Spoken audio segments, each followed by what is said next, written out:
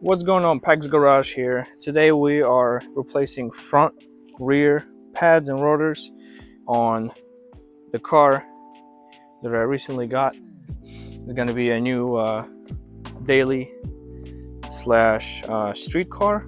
Obviously it has a K24A2 in it. Best engine that Honda ever made.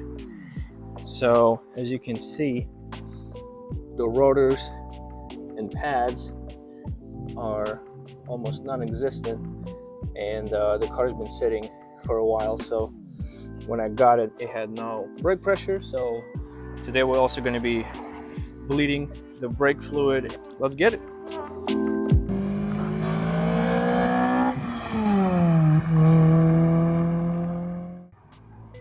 All right, we got a shipment delivered to us from 1A Auto, and let's see what's in the box. So we got rotors, and then in this box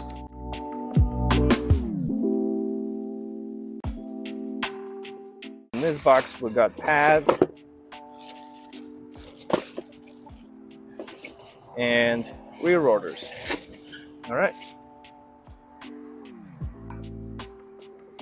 All right, let's start by loosening the lug nuts. We are gonna go towards the front of the car. Grab your breaker bar. The lug nuts were looser than I actually expected. Who is it to say that these lug nuts were never tightened besides factory? These are loose.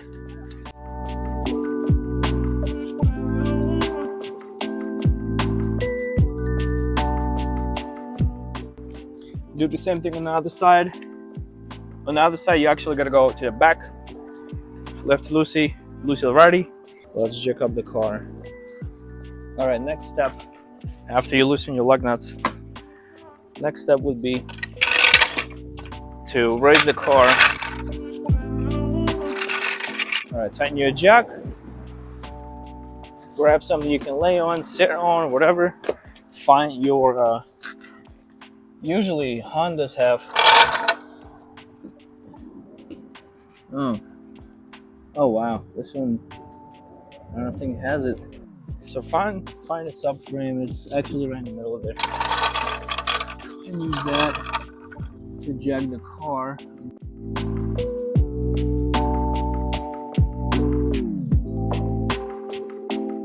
Make sure whenever you jack the car, the jack actually is facing exactly straight to the back of the car. So whenever you raise the car, it doesn't shift. All right. After you start raising, make sure you check everything. Make sure the car is on. The car's a little heavier than usual, so you can stop as soon as the wheels lift off from the ground. Yeah. All right, next thing, grab your jack stands, put them in each side with the handle facing outside.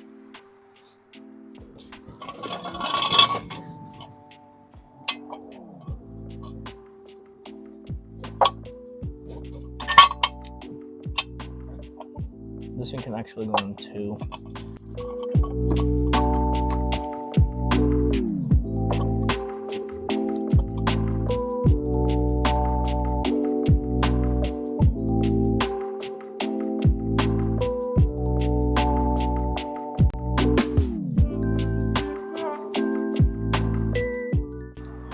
Look what this guy doing. What are you doing? What are you doing? What is he doing? Are you going to be opening packages? It's gonna work for him. Oh yeah. All right, so we are gonna try this punch method on these screws. I already put some PP blaster in that thing. and we're gonna see if we can knock this out.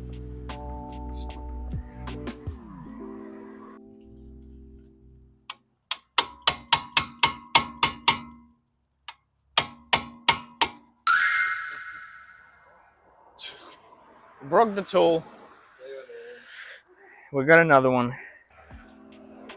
After you get your screw out of the rotor, what you want to do next is there is caliper bolts. There's one on top, one on the bottom, and then there is a bracket bolt. There is a 17 millimeter. This is a 14. So the caliper is the one that's the most visible, going to be on top. There's a 14, and the one that hold the bracket itself is a 17. There's two of them. I would say if a breaker bar fits, use a breaker bar.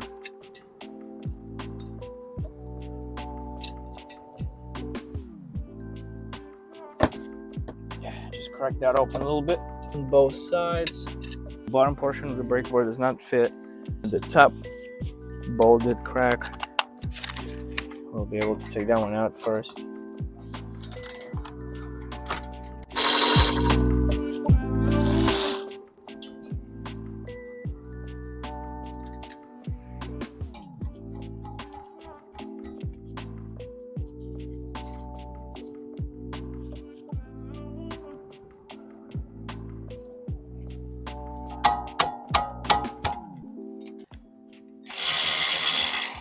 And your caliper is free. It looks like this caliper has been replaced before. I would suggest grabbing a bungee cord and wrapping it on the caliper so it's not resting on the brake line, and attach it to the top. So now that the caliper is resting, take your 17 millimeter, crack open the nut for the caliper. You could do the same thing, or maybe we can try the part bar again. All right.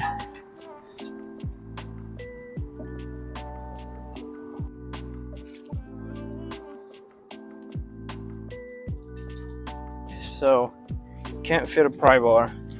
Can't get it with my Milwaukee tool. So what we're gonna do is we're gonna try to ratchet, and the hammer we're gonna hit the handle.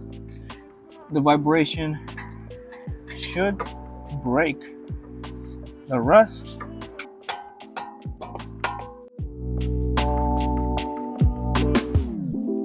I'm gonna be able to fit a breaker bar on this now.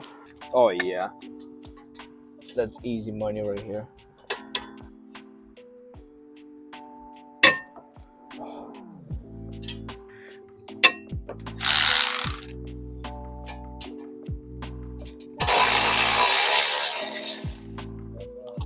Oh my god, there's almost to the bare metal.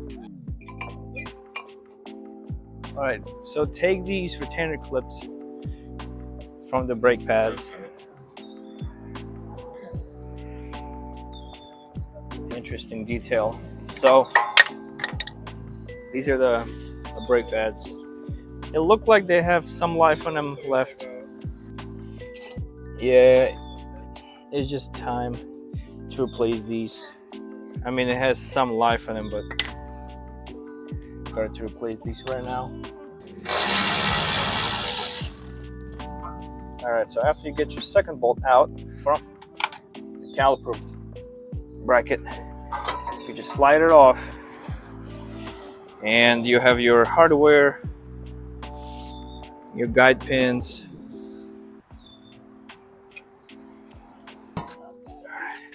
These are heavy, dude. These are heavy. Yeah, just inspect your stuff. Check if you guys own an Acura TSX any year from 2004 up to 2008, make sure you guys change your lower ball joints. Apparently it's a really big problem with these cars, and I just checked this side and the other side, and it's good. All right, so these are the new rotors that we're going to be putting it in. So the part number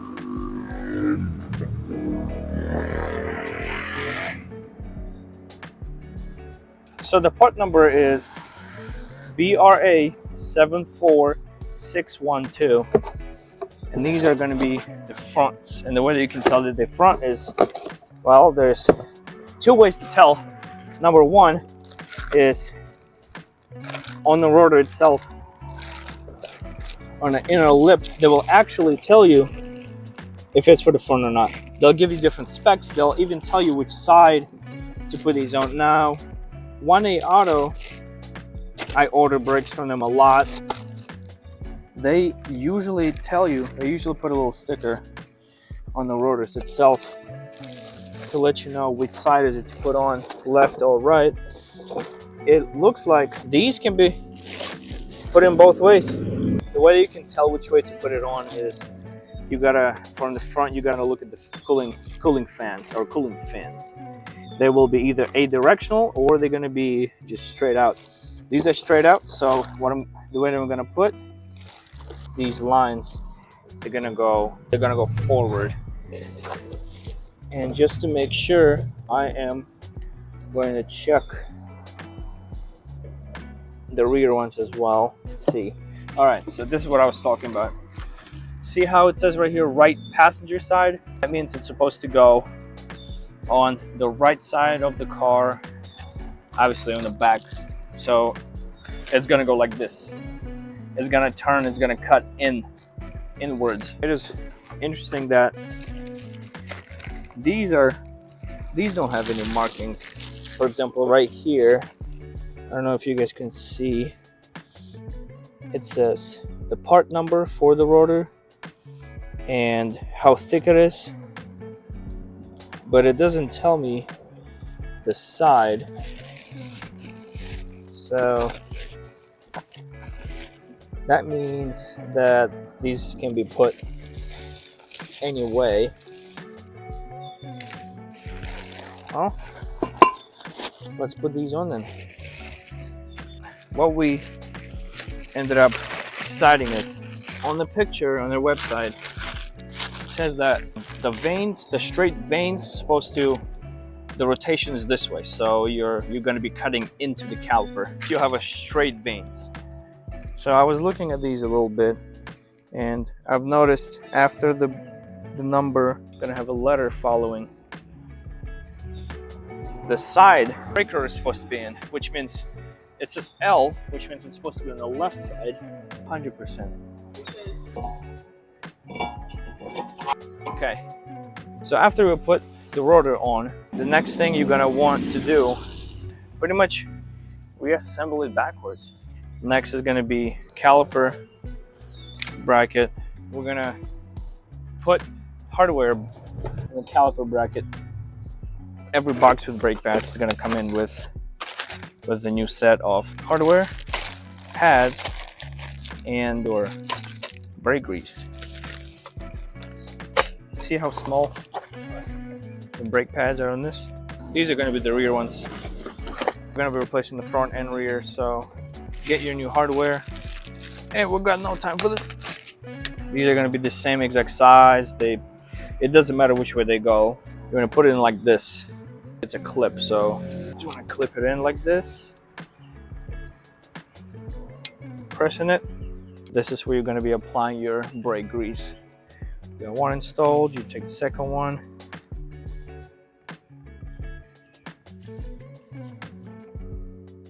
After you put your hardware nice and shiny, you want to reinstall everything. Actually, like this. Well, this is seized. Oh no! Oh no!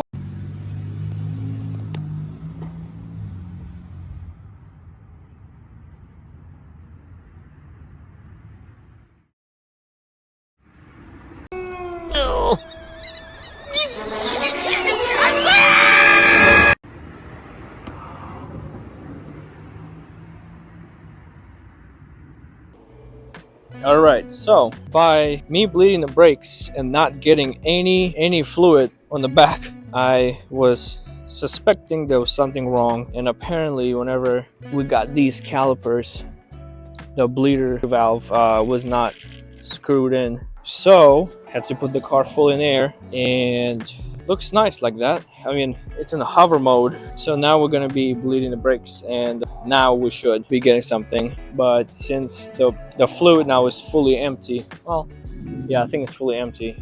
There's gonna be a lot of air in the system. Hopefully I'm gonna have enough brake fluid to finish it. So apparently both top guide pins were seized on the old caliper. I had to wait until I get a new one. So here's the new caliper already installed. The Banjo nut is size 12. There'll be a lot of brake fluid leaking out unless you drain it, but this is what the front caliper with the new rotor looks like. I am yet to put brake pads. First I have to grease the guide pins. I am going to reattach the Banjo bolt to the caliper, and then that will be the end of the front side. I'm just gonna put the brake pads on. All right, so everything is assembled now. You would want to tighten the bracket bolts, both top and bottom, to 36 foot-pounds, Banjo nut to 25 foot-pounds, bolt right here that holds the caliper itself, tighten that to 80 foot-pounds. And after that, everything that's left to do is just put the wheel on. Actually, I might be able to do the rear ones. Since it's dark outside, I am not gonna have enough time to finish. What's going on? I'm not gonna be able to finish the rear ones. I'm gonna bleed it, obviously the whole system, which when you bleed, the brake reservoir is on this side. You'll have to start with your rear right, and then you go rear left, and then you go front right, and then you go front left. That's the procedure. I got this pump from Harbor Freight. It was $25. I'm assuming it's gonna go well. I mean, I've seen some videos people do that. The rear ones I'm gonna install tomorrow.